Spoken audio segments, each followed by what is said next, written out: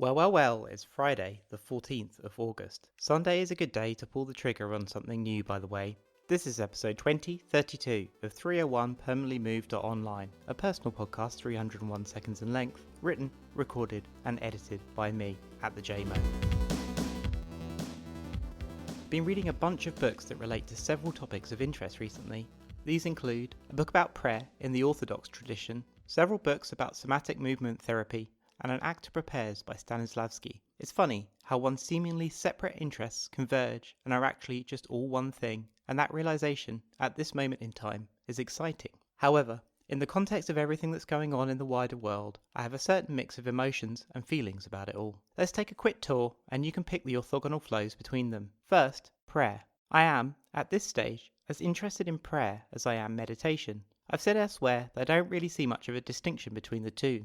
One leaves a window open for metaphysics to flow in, and the other doesn't. I am, of course, talking about meditation, as we understand it here in the West. Practices are different from the same practices embedded in their local context elsewhere in the world. I would also like to point you towards McMindfulness, How Mindfulness Became the New Capitalist Spirituality by R. Purser, a book that I also read this year, and it's really good. Anyway, in the 1930s, a young Saint Porphyrius, author of Wounded by Love, once asked a local bishop about prayer. What is meant by praying in simplicity of heart and artlessness? The bishop replied, praying with simplicity.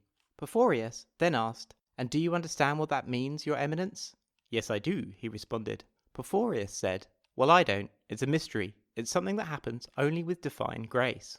The bishop then replied, you are quite right. I actually don't understand it either. And I am grateful to you for reminding me that simplicity and artlessness can only be understood and achieved through divine grace. Buddhists talk about self-emptying during meditation, and as far as I can tell, in the living Orthodox tradition, they would say that self-emptying is an act of love. And because God is love, one is not seeking the loss of self, but the gaining of a true self instead. You empty yourself with prayer until there's nothing left but the divine. We are all made in God's image. So then, prayer is something that is experienced, not practiced. Somatic movement techniques, it seems to me, are all about reconnecting or refamiliarizing oneself with one's own body in ways that impacts chronic issues like pain for the better. What it isn't is stretching. It's more like yoga in its truest sense, union, to be conscious of the self inside one's own body. Somatic movement techniques are simple movements that allow the body to recognize muscles that are suffering involuntary muscular contraction. By moving and relaxing them consciously, with full attention, it allows them to relax past the usual baseline level of extension.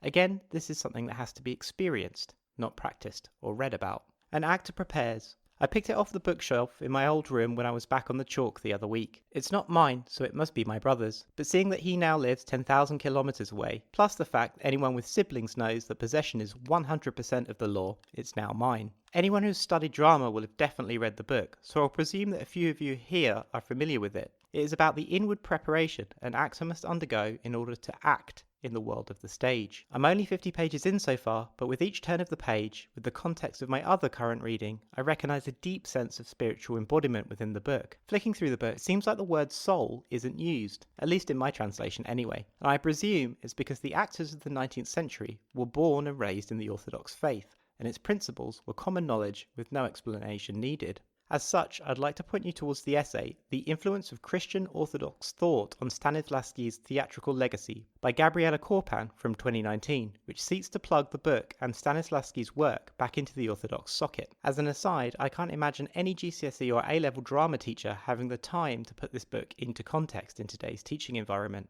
And finally, a few weeks ago, I finished Breath, The New Science of a Lost Art by James Nestor. It's one of the best books I've read in ages. Everyone listening should go buy it immediately. So to close out this 101st episode of 301, let's return to what I said about the mix of emotions and feelings that I'm experiencing. The subjects that I've just skimmed, I think you can tell, both excite and interest me deeply.